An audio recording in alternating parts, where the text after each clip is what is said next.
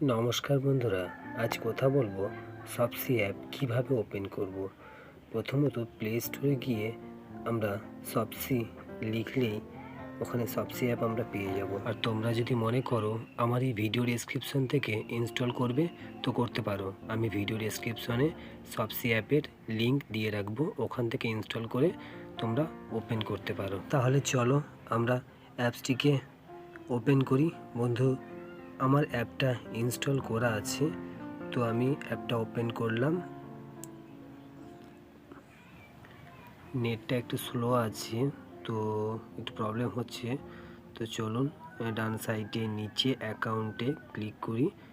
অ্যাকাউন্টে ক্লিক করলাম, তো এখানে ফোন নম্বর দিতে বলছে। চলুন আমরা নম্বরটা দিয়ে দিই। নম্বরটা দিয়ে ওটিপিটা বসিয়ে দেই। বন্ধু, অবশ্যই ফোন নম্বরটি কাছে রাখার চেষ্টা করব। আর যদি এই ফোনে থাকে, যেই ফোন থেকে আপনি অ্যাপটি ওপেন করছেন, তাহলে তো আর কোনো কথাই নয়।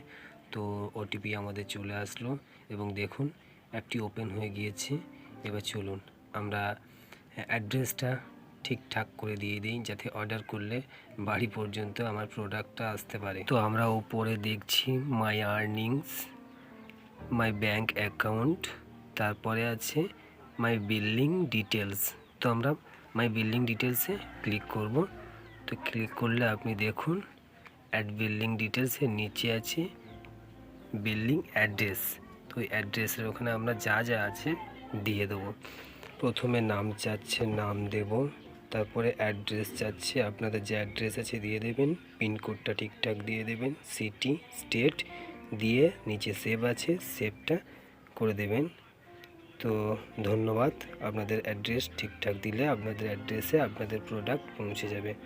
ধন্যবাদ বন্ধুরা, এতক্ষণ আমার সঙ্গে থাকার জন্য।